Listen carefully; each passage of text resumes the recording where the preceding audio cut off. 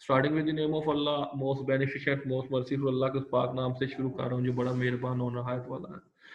Okay, today's the topic of lecture is related with the practical questions of test of significance, in which we will discuss t-test and z-test, one-tail test and two-tail test. First of all, the question arises basic of statistical inference.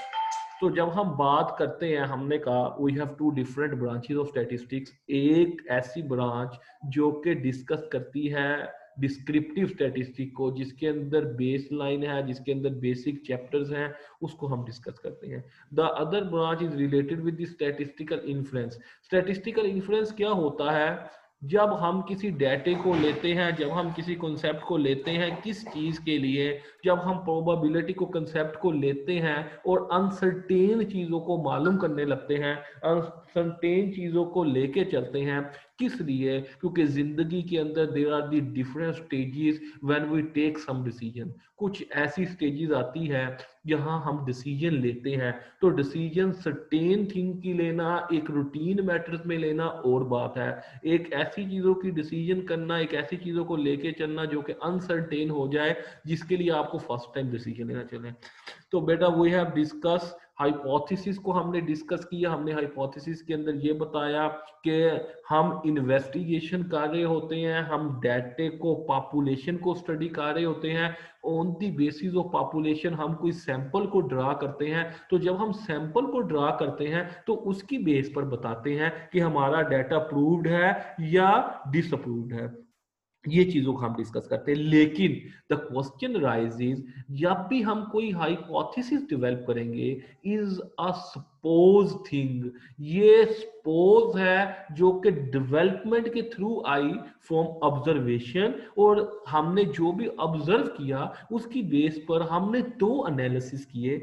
एक analysis हमारा ये कहता है कि ये चीज ऐसे नहीं होनी चाहिए, ये चीज ऐसे नहीं चलनी चाहिए, इसके बारे में हमारा ये आइडिया नहीं है, इसके अंदर कोरिलेशन नहीं है, इन चीजों के दरमियान रिलेशनशिप नहीं है, इन चीजों के दरमियान कोई भी ऐसा डाटा एनालिसिस नहीं है।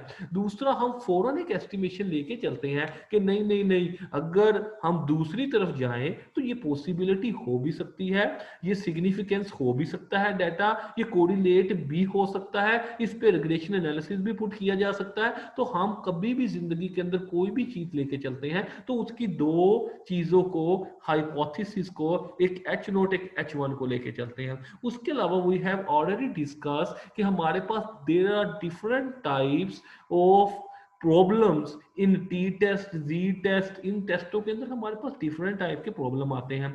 उसके अंदर हमने कहा कि हम अगर हम केस को देखें, केस बाय केस वेरी करता है। एक तो ये केस है कि हमने वन टेल टेस्ट लगाना है। तो जब भी वन टेल टेस्ट को लेके चलेंगे तो हम ये कहेंगे कि वन टेल टेस्ट के अंदर या तो हम ब्रैकेट ग्रेटर देन करते हैं या लेस देन करते हैं। जब टू टेल की बात करते हैं तो टू टेल के अंदर हम ये कहते हैं केस नंबर 3 के अंदर कि हम इक्वल टू और नॉट इक्वल टू के साइन को यूज करते हुए। दूसरी बात, स्टेप 1 के अंदर तो हमने एच नोट और एच वन बना लिया। स्टेप 2 के अंदर हमारे पास लेवल ऑफ सिग्निफिकेंस दिया होता है कि अगर if you want to apply test तो आपने टेस्ट किसके ऊपर अप्लाई करना है?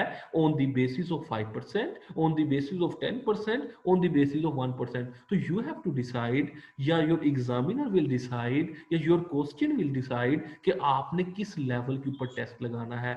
अगर वो 10 पे लगाना है तो 10% पे कैसे लगेगा, 5 पे लगाना है, या तो आपने 1% पे लगाना है। तो 3 हमारे पास लेवल ऑफ सिग्निफिकेंस दिए होते हैं। तो उसके बाद हमने फार्मूले को देखा था कि हमने फार्मूले को ये पेट याद करना पड़ेगा, और इस फार्मूले की बेस के ऊपर हमारा एक आंसर आएगा, चाहे वो वन टेल टेस्ट हो चाहे वो टू टेल टेस्ट हो। तो जो आंसर आएगा उसको हमने मैच करना है क्रिटिकल रीजन के अंदर। अगर वो हमारे क्रिटिकल रीजन की एक्सेप्टेंस के अंदर लाई करता है तो हमने उसको एक्सेप्ट कर लेना है, और अगर वो एक्सेप्टेंस के अंदर नहीं जाता, रिजेक्शन एरिया के अंदर जाता है, तो वो हमने उसको रिजेक्ट कर लेना है। चाहे वो वन टेल का कॉन्सेप्ट हो चाहे वो टू टेल का कॉन्सेप्ट हो, सेम फार्मूला है, सेम ही हर चीज है। सिर्फ फर्क क्या है, जब हम बात करते हैं लेवल ऑफ सिग्निफिकेंस की 1 टेल के ऊपर, तो उसके जी के रिजल्ट ये है 1% के ऊपर ये वैल्यू है, 5% पे ये है और 10% पे ये वैल्यू आती है। When we talking about 2 tail test, तो 2 टेल टेस्ट की वैल्यू ये है। तो आपको ये मेमोराइज करना पड़ेगा कि 1 टेल के अंदर 1%, 5%, 10% की क्या वैल्यू है, 2 टेल के ऊपर 1%, 5% और 10% की क्या वैल्यू। हमें वो एक चीज को स्टडी करना पड़ेगा, देखना पड़ेगा और याद रखना पड़ेगा। उसके बाद हमने ये भी स्टडी किया कि अगर हम नॉर्मल डिस्ट्रीब्यूशन की बात करें, जी टेस्ट की बात करें, तो हमारे पास कुछ चीजें गिवन होगी। There are the some cases, उसके अंदर से हमने कहा we will discuss the 4 different cases. हमने कहा पहला केस हमारा क्या होगा कि कुछ चीजें नाउन होगी, कुछ चीजें अननाउन होगी। तो यू हैव टू डिसाइड कि जो डाटा गिवन है आपको, उसके अंदर क्या चीज नाउन है, क्या चीज अननाउन है। प्रैक्टिस क्वेश्चन के अंदर हम ये देखेंगे कि अगर n ग्रेटर देन 30 हो जाए या कोई चीज अननाउन हो, तो हम ये फार्मूले को कैसे इंप्लीमेंट करते हैं, और अगर नाउन हो तो हम ये फार्मूले को कैसे इंप्लीमेंट करते हैं, स्टैंडर्ड एरर को कैसे कैलकुलेट करते हैं। When we go to the practice question we will decide. लेकिन इसलिए कि अभी आपको ये 4 चीजों को मेमोराइज करना पड़ेगा इसी तरह कि अगर ये हो, ये कंडीशन 1 आए, तो आपने टेस्ट ये अप्लाई करना है, this is the formula of test. अगर कंडीशन 2 आए तो आपने टेस्ट को इस तरह अप्लाई करना है। अगर कंडीशन 3 आए और 2 चीजों की बात दी हो, 2 चीजों को आपको कैलकुलेट करने के लिए दिया हो, 2 वेरिएंस कैलकुलेट करने के लिए दिए गए हो, तो आपको क्या तरह चलाना है, किस तरह इंप्लीमेंट करना है, तो हम वहां इधर वहां ये देखेंगे और इसको सोल्व करके देखेंगे कि हम कैलकुलेशन कैसे कर सकते हैं। Is the part of your syllabus, चाहे ये क्वेश्चन हो, चाहे ये हो, चाहे ये हो, चाहे ये हो, चाहे ये हो, ये आपका सारा पार्ट है। But on now we will discuss first 4 concept को हम डिस्कस करेंगे। हम एक कॉन्सेप्ट को देखेंगे, उसके बाद we will discuss the different practice question.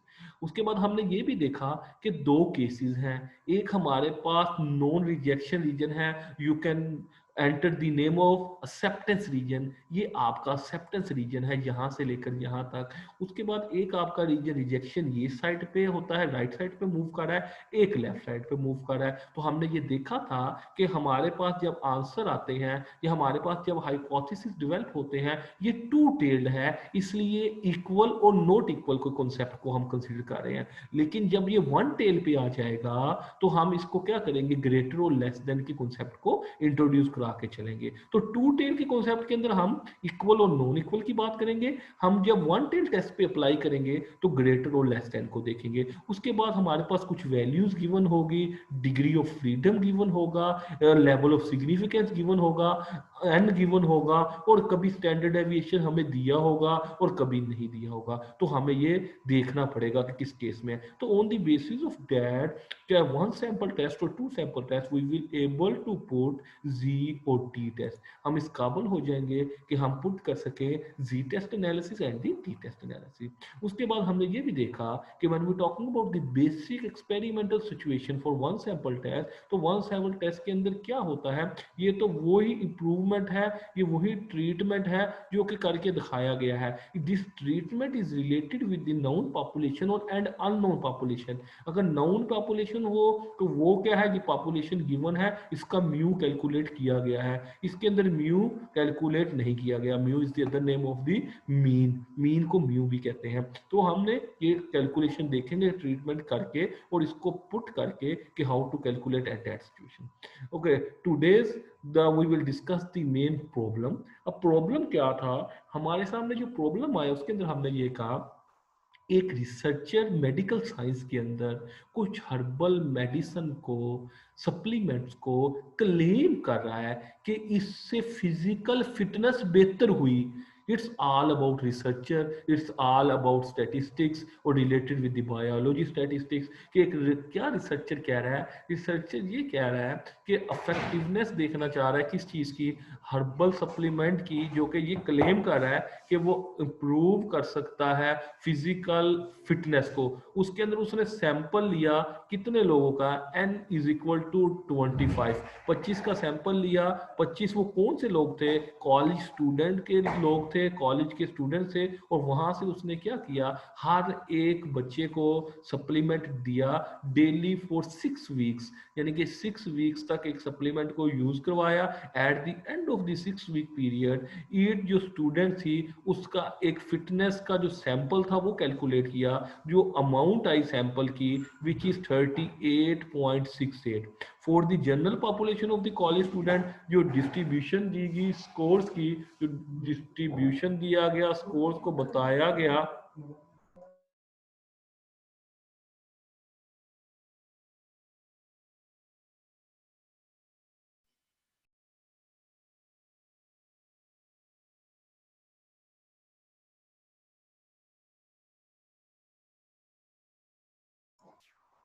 तो डाटा दिया गया 6 वीक पीरियड का, और उसका एक सैंपल टेस्ट का एक result m is equal to को अप्लाई किया गया for the general population of the college student. जो डिस्ट्रीब्यूशन की गई उसके अंदर उसने कहा कि उसका म्यू क्या है, मीन क्या है 35, and the standard deviation is equal to 10. Do student taking the supplement have significantly better fitness scores? क्या जिन्होंने सप्लीमेंट, अगर हम देखें कि कोई सप्लीमेंट को यूज किया गया, अब उसके स्कोर ये बेटर करेगा, उसके अंदर फिजिकल बेहतरी आएगी या नहीं आएगी, वो रिलैक्स फील करेगा या नहीं करेगा? आपने उसने बता दिया use a two-tail test with alpha is equal to 5%, 5% means 0.05। तो सबसे पहली बात, हमें जब भी डाटा दिया होगा, फर्स्ट ऑफ ऑल हम ये कैलकुलेट करेंगे डाटा है किस तरह का। एन उसने हमें कहा था कि 25 स्टूडेंट है, तो n is equal to 25। Test apply किया तो उसका रिजल्ट आया था 38.68, जो एवरेज स्कोर था, तो उसको हमने एम कह दिया, उसको हमने कह दिया कि ये 38.68 है। म्यू उसने हमें कैलकुलेट करके दिया, उसने कहा मीन जो आ रहा है वो हमारे पास कैलकुलेशन के अंदर क्या आ रहा है, 35 आ रहा है, और स्टैंडर्ड डेविएशन उसने हमें आल्सो कैलकुलेट करके दिया, क्या आ रहा है, 10 हमारे पास जो आ रहा है वो स्टैंडर्ड डेविएशन आ रहा है। तो ये चार इंफॉर्मेशन कैलकुलेशन का पार्ट था, आपको कैलकुलेट करके दी गई, चाहे वो नंबर ऑफ ऑब्जर्वेशन थी, चाहे वो टेस्ट का रिजल्ट था, चाहे वो मीन था, चाहे वो स्टैंडर्ड डेविएशन था। तो सबसे पहली बात, इस क्वेश्चन के अंदर उसने कहा कि आपने कौन सा टेस्ट अप्लाई करना है, टू टेल टेस्ट अप्लाई करके आप हमें दिखाएं कि टू टेल के ऊपर कितने परसेंट पे 5% लेवल ऑफ सिग्निफिकेंस के ऊपर इस टेस्ट को अप्लाई करें। तो अगर हमने सबसे पहली बार इस क्वेश्चन को सोल्व करना है तो we have to find standard error, क्योंकि बगैर स्टैंडर्ड एरर के हम फार्मूले को पुट नहीं कर सकते, कैसे वो हम देखते हैं। तो स्टैंडर्ड एरर के लिए मुझे सबसे पहली बात मीन चाहिए और एन का अंडर रूट चाहिए, तो mu divided by under root n. अगर आपने स्टैंडर्ड एरर किसी का भी कैलकुलेट करना है तो मीन या mu divided by under root n. तो मीन म्यू तो हमें क्या दिया गया, 10 दिया गया, तो हमने ऐसे 10 लिख लिया, और हमें एन कितना दिया था, नंबर ऑफ ऑब्जर्वेशन 25। तो 25 का अगर मैं अंडर रूट लूँ तो क्या बन गया, ये 5 बन गया। तो 10 डिवाइडेड बाय 5 करूँ तो द आंसर विल बी 2। तो मेरे पास इस डाटे की मदद से first of all we will able to calculate the standard error. मैं इस काबिल हो गया कि मैं स्टैंडर्ड एरर को कैलकुलेट कर गया, और स्टैंडर्ड एरर का जो फार्मूला है वो क्या होता है, जो है स्टैंडर्ड डेविएशन, म्यू नहीं था सॉरी, ये standard deviation divided by under root n. तो स्टैंडर्ड डेविएशन क्या था, 10 था, और मैंने अगर एन लिया तो 25 का अंडर रूट लिया। तो जब मैंने इसको कैलकुलेट किया तो मेरे पास आंसर क्या आ गया, 2 आ गया। तो सबसे पहली द स्टेप नंबर 1 जो हमने स्टडी किया, the step is related with the state the hypothesis. तो हमने कहा हम दो तरह का हाइपोथेसिस हमेशा डेवलप करते हैं, एक तो वो सिचुएशन जिस पे हम चाह रहे हैं, और एक वो सिचुएशन जो अल्टरनेटिव लेके चलते हैं। तो पहले हम हाइपोथेसिस को देखेंगे।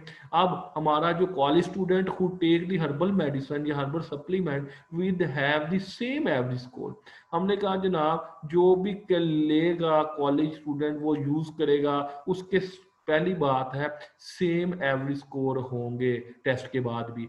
दूसरा हमने कहा अल्टरनेटिव के अंदर के जो यूज करेगा उसका डिफरेंट एवरेज होंगे। तो देखें पहला लफ्ज हमने यूज किया एच नोट में सेम, और इसका ऑपोजिट फौरन लिख दिया क्या चीज के डिफरेंट एवरेज होंगे। तो पहले में हमने कहा नहीं भाई जो टेस्ट अप्लाई होगा उसके सेम जो करता जाएगा बाद में, we have the same average score. On the other basis alternative जो हमारा आया वो ये आया कि नहीं वो डिफरेंट भी हो सकता है।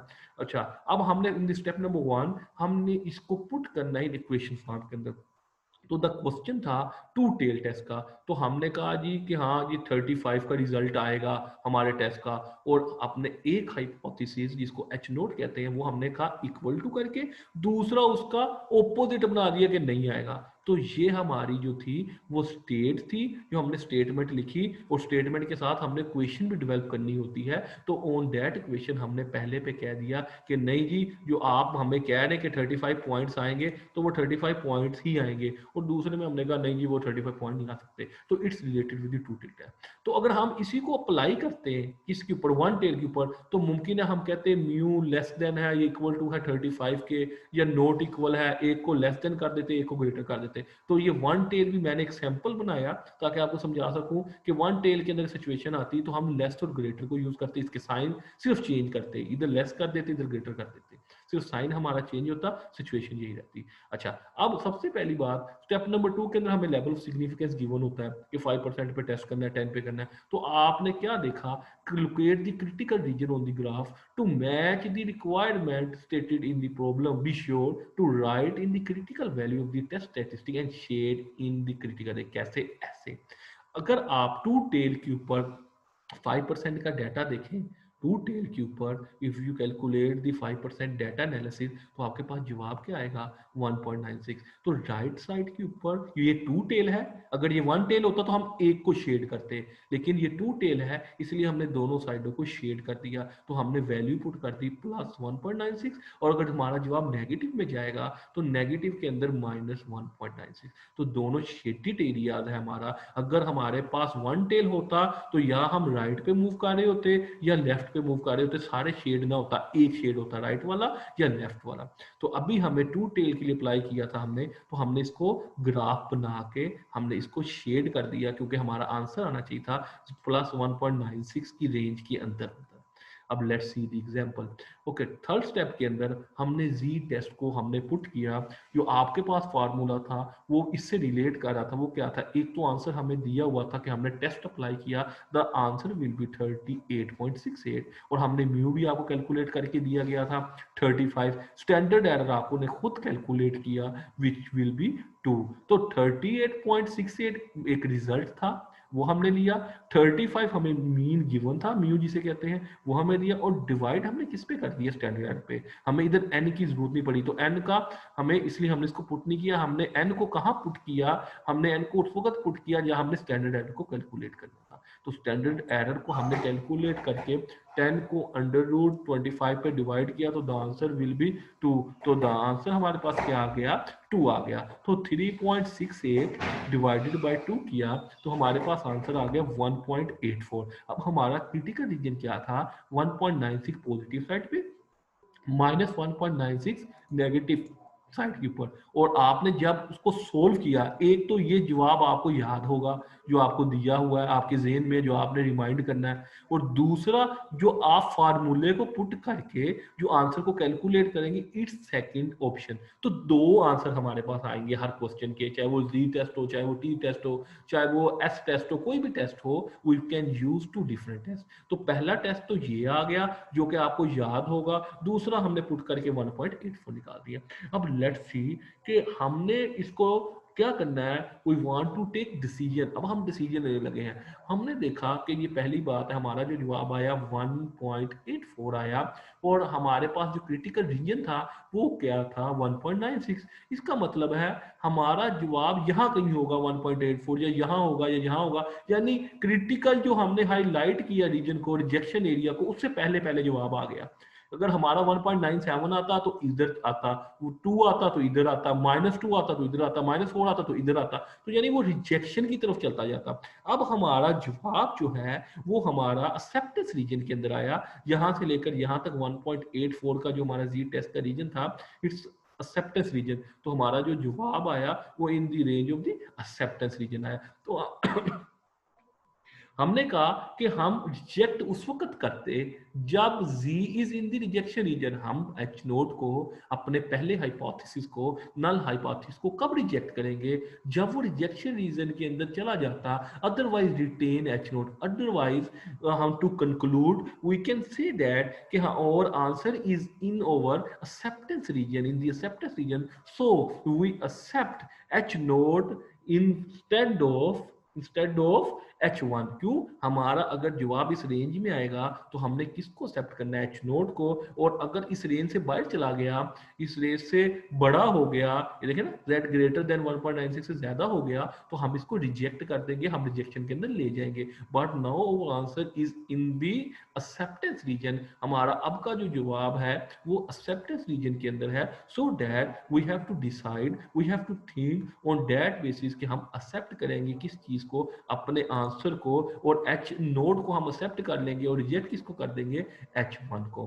तो ये हमारा तरीकाकार है। It's not a difficult question, it's very easy question. But अगर आपको इसकी बेसलाइन समझ आ गई, एक्सेप्टेंस रीजन की समझ आ गई, तो आप कंक्लूजन के अंदर लिखेंगे to conclude, to sum up all the data, I can say that I can say that the answer is in our acceptance region. So I will accept H node and reject H1। अगर ये answer चला जाता 1.97, 1.98, 2, 3, 4, 5 कुछ भी चला जाता, तो मैं ये कहता कि I reject H node because our answer is not in the acceptance region।